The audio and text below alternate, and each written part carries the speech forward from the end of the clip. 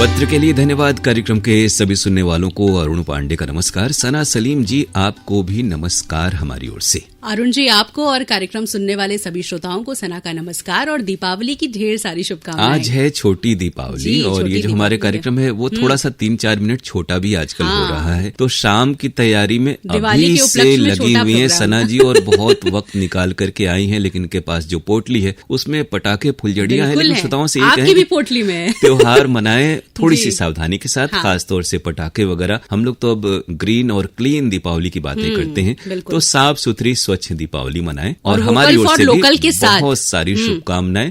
और ये त्योहार तो दिए बाती का है, जो हमारी परंपराओं से जुड़ी हुई चीजें हैं, यानी स्थानीय कारीगरों द्वारा बनाई जाती हैं, उनका प्रयोग करें तो उनके भी व्यवसाय में वृद्धि होगी। जी, और अरुण जी, अब मेल जो है वो पढ़ते हैं।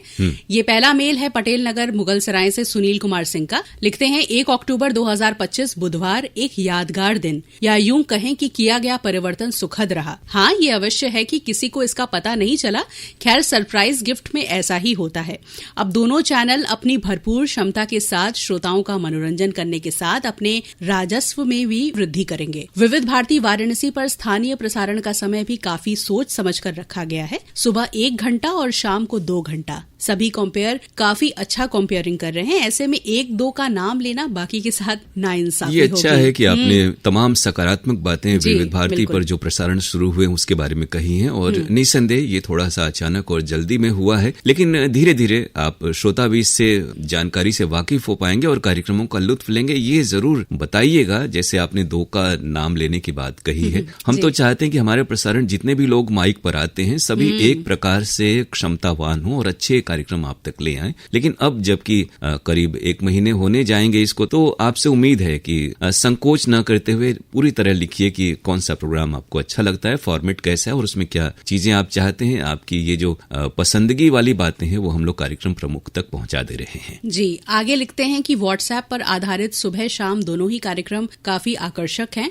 गेस्ट ऑफ द वीक के अंतर्गत सुप्रसिद्ध कमेंटेटर KS कंग साहब से श्री अशोक पांडे जी की बातचीत काफी रोचक रही। विविध भारती के चैनल को नए कलेवर, नई परिकल्पनाओं के साथ पुनः शुरू करने के लिए आप सबको बधाई। तो KS कंग से कार्यक्रम प्रमुख अशोक पांडे की बातचीत आपको पसंद आई। हम लोग बचपन से कंग साहब को सुनते आए हैं और रेडियो की कमेंट्री एक वक्त में क्रिकेट का पर्याय हुआ करती थी। घर घर तक मैचों का आंखों देखा हाल पहुंचता था रेडियो के जरिए, और ये वो कमेंटेटर हैं जिन्होंने इसमें बहुत महत्वपूर्ण योगदान किया। आकाशवाणी में भी विभिन्न पदों पर आप रहे और पिछले कुछ समय पहले उनका आगमन वाराणसी में हुआ था, तब अशोक पांडे जी ने उनसे बातचीत की थी। ये बातचीत आपको पसंद आई और हम आपको शुक्रिया कह रहे हैं उनकी तरफ से। अगला ये जो मेल है ये है सरोज आहूजा का, ग्राम और ब्लॉक बरहनी, जिला चंदौली, उत्तर प्रदेश से। जी। लिखते हैं कि अरुण जी और सना जी को हमारा नमस्कार। मेरा पिछला पत्र जिसके लिए मुझे उम्मीद थी कि कार्यक्रम में शामिल नहीं होगा, उसे आप लोगों ने शामिल किया। ये हम कहें पहले भी कि इस बार इन्होंने जल्दी से लिख दिया है, वरना ये साल 6 महीने में एक आध बार लिखते हैं। लेकिन आपकी बातों को हम लोग बहुत ही गंभीरता से लेते हैं। और एक आध और श्रोताओं ने कहा था कि शिकायतें वो कभी और कहीं होता रहा होगा, लेकिन रेडियो से बचपन से हम सबका जुड़ाव है और इस माध्यम का स्तर कायम रहे, जैसा हम लोगों ने स्वर्णिम दिन रेडियो का देखा है। हमारा प्रयास तो जिस भी मंच पर जिस भी कार्यक्रम में रहे यही होता है कि पूरी ईमानदारी बरती जाए और श्रोता हमारे लिए फर्स्ट है, लिसनर फर्स्ट हमारा ध्येय होना चाहिए। हम जो कुछ भी करते हैं रेडियो पर वो सुनने वालों के लिए ही होता है, उन्हें पसंद आना ही चाहिए। बिल्कुल। आगे लिखते हैं कि पिछले दोनों जो प्रसारण जा रहे थे वो बहुत कष्ट देने वाले थे।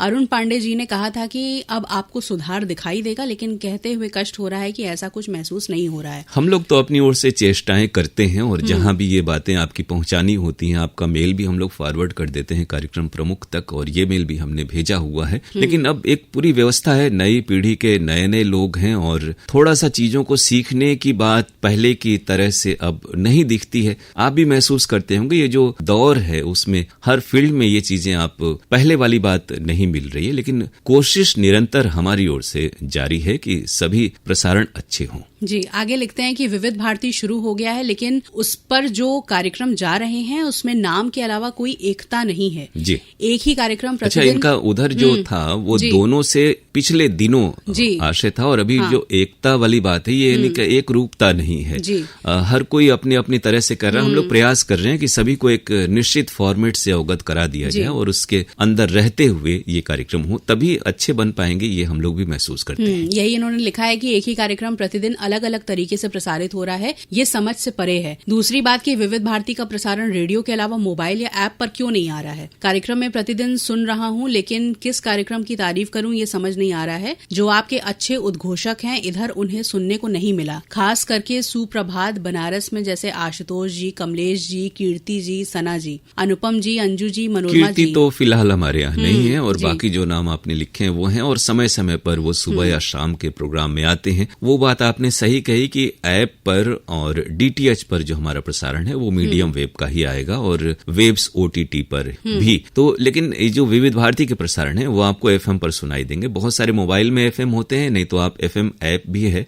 उसे आप डाउनलोड कर सकते हैं। तो विविध भारती के स्थानीय कार्यक्रम आप सुनने के लिए हम उम्मीद करते हैं कि आप एफएम के जरिए, वो चाहे रेडियो सेट हो या मोबाइल पर हो आपके एफएम, उसके जरिए सुनना पड़ेगा आपको।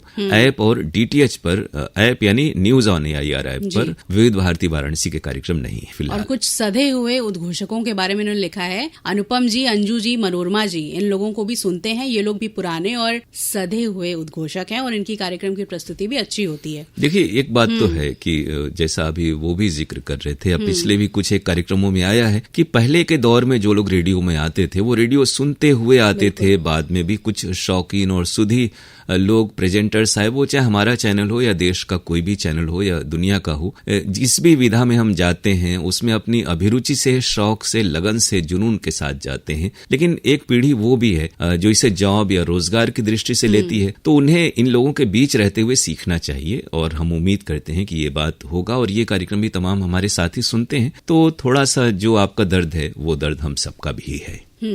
पत्र के लिए धन्यवाद। कार्यक्रम पिछले 3 हफ्तों से सुन रहा हूँ। जिस कार्यक्रम में अरुण जी और सना जी हैं वो बहुत ही अच्छे हैं और स्तरीय हैं। नए लोगों को अभी बहुत ज्यादा मेहनत करनी चाहिए। जैसा कि अरुण जी ने कहा था कि ये सीखने की जगह नहीं है, लेकिन फिर भी सीखने का क्रम अभी चल रहा है। शेष कार्यक्रम भी जब अपने स्तर को प्राप्त होने लगेंगे तो उनकी भी तारीफ करेंगे। यदि ये मेरा बिल्कुल आपने सही कहा, और हम आपके जैसे श्रोताओं की हर बात का हम लोग बहुत ही कद्र करते हैं और उसको कार्यक्रम में शामिल भी करते हैं। और फिर वही कहें कि आपका जो दर्द, आपकी पीड़ा है वो हमारी भी है, और हम सब ये चाहते हैं कि रेडियो जो अपने अच्छे दिन है और जिस स्तरीय कार्यक्रमों का जिक्र आपने किया, हर कार्यक्रम स्तरीय हो, हर कार्यक्रम श्रोता को पसंद आए। हमारी कोशिश और हर एक की कोशिश वही होनी चाहिए, तभी हम अपने कार्य के प्रति ईमानदारी और निष्ठा का प्रमाण दे पाएंगे। यूं ही लिखते रहें, और देखिए उम्मीद पर दुनिया कायम है। हम आप भी उम्मीद रखें, और तब तक जो है ये जहाज उन लोगों को उड़ाने दिया जाए जो लोग अभी आपने कहा, जैसा सचमुच मेरा मानना है कि ये जो काम है वो चाहे पायलट का हो या आरजे का हो, अनाउंसर का हो,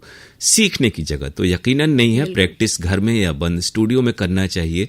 जो ऑफ एयर हो, ऑन एयर तो बिल्कुल परफेक्ट प्रसारण जाना चाहिए। आदमी है तो कुछ कुछ गलतियां हम सबसे होती हैं, लेकिन जिन गलतियों की ओर आपने इशारा किया वो निसंदेह नहीं होनी चाहिए। जी, इस मेल के लिए आपका बहुत बहुत शुक्रिया। अगला मेल है असगर अली और पुन्नू, ताहिरा, जम्बो, मीणा, जमीला, ताजे और प्रिंस का। अच्छा, काफी दिनों के नाम बाद बड़े रोचक हैं असगर जी आपके परिवार के, और सबको हम लोग कार्यक्रम में शामिल होने पर बहुत सारी बधाई और शुभकामनाएं देते हैं। यूं ही नई पीढ़ी के लोग अगर प्रोग्राम आपके जरिए सुन रहे हों तो उन्हें भी कहें कि कार्यक्रमों को सुने, और जिस तरह से असगर जी हमारे पुराने श्रोता कार्यक्रमों से जुड़े रहते हैं, नए लोग भी जुड़ेंगे तो और भी खुशी होगी। जी, लिखते हैं कि बड़े दुख के साथ ये कहना है कि पिछले हफ्ते एक अरसे के बाद हेलो फोन इन फरमाइश में माननीय अरुण पांडे जी से बात हुई। अच्छा लगा, लेकिन बात होते होते एक तरफा आवाज बंद हो गई और मैंने अपने गाने की फरमाइश भी की थी।